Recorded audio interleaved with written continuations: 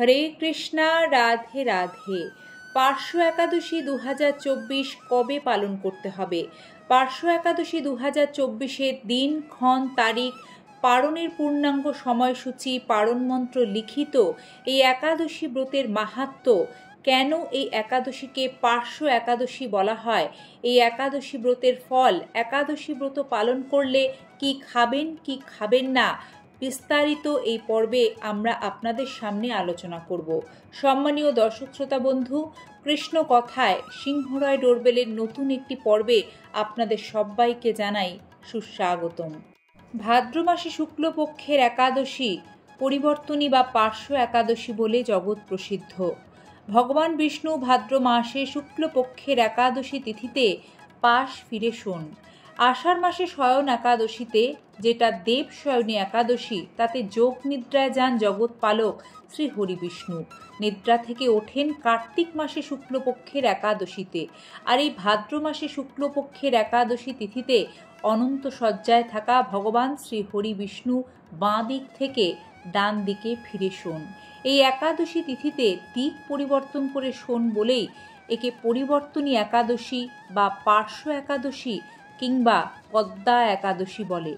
আষাঢ় মাসে শুক্লপক্ষের একাদশী থেকে কার্তিক মাসে শুক্লপক্ষের একাদশী পর্যন্ত চতুর্মাস্য ব্রত পালন করেন সম্মানীয় বৈষ্ণব সম্প্রদায়ের মানুষরা। তাই শয়ন, পরিবর্তনী ও উত্থান একাদশীকে অত্যন্ত গুরুত্বপূর্ণ মানা হয়। চতুর্মাস্য ব্রতের সময় মানুষের শরীর ও মনে তম ও রজ গুণের প্রভাব বিস্তার বেশি করে, আর সেই কারণে এই চতুর্মাস্য ব্রতে নানা রকম বিধি নিষেধ থাকে। ঠান্ডা মাথা, বাক্য সংযম রাখার কথা শাস্ত্রে বলা হয়েছে এই চতুর্মাসে। এই পার্শ্ব একাদশী পালন করলে পুণ্যের পাশাপাশি কঠিন পাপ নষ্ট হয়, মুক্তি পাওয়া যায়। এবছর পরিবর্তনী একাদশী শুরু হচ্ছে 13ই সেপ্টেম্বর রাত 10:30টায় আর শেষ হচ্ছে 14ই সেপ্টেম্বর রাত 8:41। যেহেতু 14 তারিখ উদয় তিথি পাচ্ছে, তাই একাদশী পালন হবে 14 তারিখ।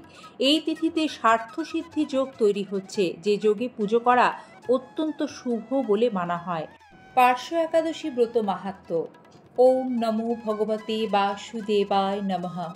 ব্রহ্মবৈবর্ত পুরাণে ভাদ্র মাসে শুক্লপক্ষের পার্শ্ব একাদশী মাহাত্ম্য যুধিষ্ঠির শ্রীকৃষ্ণ সংবাদে এই রকম বলা হয়েছে।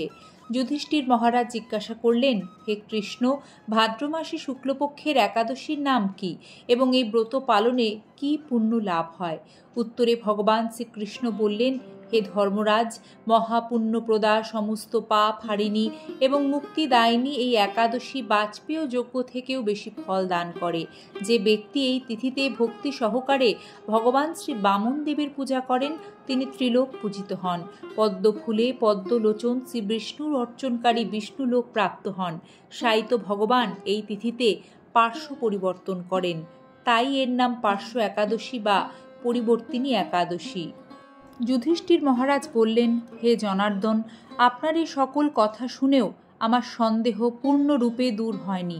হে দেব, আপনি কিভাবে শয়ন করেন, কিভাবেই বা পার্শ্ব পরিবর্তন করেন, আর চাতুর্মাস্য ব্রত পালনকারীর কি কর্তব্য এবং আপনার শয়নকালে লোকের কি করণীয়, এসব বিষয়ে বিস্তারিতভাবে আমাকে বলুন। আর কেনই বা দৈত্যরাজ বলিকে বেঁধে রাখা হয়েছিল, তা বর্ণনা করে আমার সকল সন্দেহ দূর করুন। ভগবান শ্রীকৃষ্ণ বললেন, হে রাজন, দৈত্যকুলে আবির্ভূত প্রহ্লাদ মহারাজের পৌত্র বলি আমার অতি প্রিয় ভক্ত ছিল। সে আমার সন্তুষ্টি বিধানের জন্য গো ব্রাহ্মণ পূজা ও যজ্ঞাদি ব্রত সম্পাদন করত, কিন্তু ইন্দ্রের প্রতি বিদ্বেষ বশত সকল দেবলোক সে জয় করে নেয়। তখন দেবতাগণ সহ ইন্দ্র আমার শরণাপন্ন হয়েছিল। তাদের প্রার্থনায় আমি ব্রাহ্মণ বালক বেশে বামন রূপে বলি মহারাজের যজ্ঞস্থলে উপস্থিত হলাম।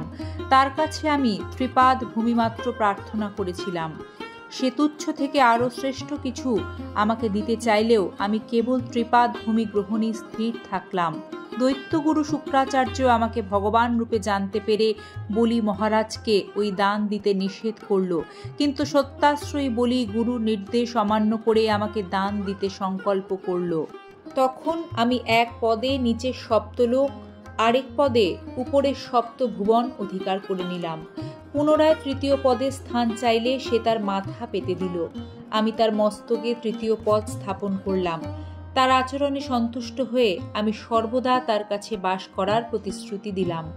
ভাদ্র শুক্লপক্ষে একাদশীতে ভগবান শ্রী বামন দেবের এক মূর্তি বলি মহারাজের আশ্রমে স্থাপিত হয়। দ্বিতীয় মূর্তি ক্ষীর সাগরে অনন্ত দেবের কোলে শয়ন একাদশী থেকে উত্থান একাদশী পর্যন্ত 4 মাস শয়ন অবস্থায় থাকেন। এই 4 মাস যে ব্যক্তি নির্দিষ্ট নিয়ম, ব্রত বা জপ তপ ব্যতীত দিন যাপন করে, সেই মহামূর্খ জীবিত থাকলেও তাকে মৃত বলে জানতে হবে। শ্রাবণ মাসে শাক, ভাদ্র মাসে দই, আশ্বিনে দুধ, কার্তিক মাসে মাসকালাই বর্জন করে এই 4 মাস শ্রীকৃষ্ণর আরাধনা করতে হয়। প্রতিটি একাদশী ব্রত যথাযথ পালন করতে হয়। সাহিত্য ভগবান পার্শ্ব পরিবর্তন করেন বলে এই একাদশী মহাপুণ্য ও সকল অভীষ্ট প্রদাতা। এই একাদশী ব্রত পালনে 1,000 অশ্বমেধ যজ্ঞের ফল পাওয়া যায়। একাদশীতে কোন খাবার খাওয়া যায় না? একাদশীতে পঞ্চ রবিশস্য বর্জনীয়, যেমন চাল, ডাল, যব, ভুট্টা জাতীয় সকল প্রকার খাদ্য, মুগ, মাসকলাই, খেসারি, ফেলন, মটরশুঁটি, বরবটি, শিম ইত্যাদি, সরষার তেল, সয়াবিন তেল, তিলের তেল ইত্যাদি। এছাড়াও ছাতু, খই, রুটি এসবও কিন্তু নিষিদ্ধ। অর্থাৎ পঞ্চ রবিশস্য থেকে তৈরি যে কোনো জিনিসই কিন্তু একাদশী তিথিতে বর্জনীয়। কি কি খাওয়া যায় একাদশী ব্রতে? সকল প্রকারের ফল, দুধ, ঘরের তৈরি পনির, সাবুদানা, সবজির মধ্যে মিষ্টি আলু, আলু, মিষ্টি কুমড়ো, পেঁপে, ফুলকপি, কোয়াশ, কাঁচা কলা, বাদাম, জিরা, আদা, সন্দক লবণ ইত্যাদি। পার্শ্ব একাদশী 2024 ভারত এবং বাংলাদেশে পালনের সময়সূচি আপনারা জানলেন। একাদশীর পালন মন্ত্র একাদশং নিরাহার ব্রতে নানেন কেশব প্রসীদ সুমুখনাথ জ্ঞান দৃষ্টি প্রদো ভব। একাদশী পালন আবশ্যিক। পালনে নির্দিষ্ট সময়ে পঞ্চ রবিশস্য ভগবানকে ভোগ দিয়ে সেই ভোগ নিজে প্রসাদ হিসেবে গ্রহণের মাধ্যমে একাদশী ব্রত পূর্ণরূপে সমাপন করতে হয়। পালন সঠিকভাবে না করলে একাদশী ব্রতের কোনো ফলই কিন্তু লাভ করা যায় না। বন্ধুরা, একাদশী ব্রত পালনের প্রকৃত উদ্দেশ্য কেবলই উপবাস করা নয়, নিরন্তর জগৎপালক শ্রী হরি বিষ্ণুর নাম স্মরণ, মনন ও শ্রবণ কীর্তনের মাধ্যমে একাদশীর দিন অতিবাহিত করা এবং তার কৃপা লাভের চেষ্টা করা। একাদশী পালনে পরনিন্দা, পরচর্চা, মিথ্যা ভাষণ, কোনো প্রসাধনী কিন্তু ব্যবহার করা যায় না, ক্ষৌরকর্ম করা যায় না। একাদশীর দিন যাতে রক্তপাত না হয় সে বিষয়েও কিন্তু খেয়াল রাখতে হবে। এবং কোনো রকম কোনো নেশা জাতীয় বস্তু একাদশী ব্রত পালনে ভুল করেও কিন্তু গ্রহণ করতে নেই, তাতে ব্রত ভঙ্গ হয়ে যায়। পবিত্র পার্শ্ব একাদশীর কৃষ্ণময় শুভেচ্ছা জানিয়ে আজকের এই একাদশী বার্তা এখানে শেষ করছি। একাদশী পূর্ণব্রত নিজেও পালন করুন এবং অপরকে উৎসাহ প্রদান করুন এই ব্রত পালন করতে। হরে কৃষ্ণা, রাধে রাধে।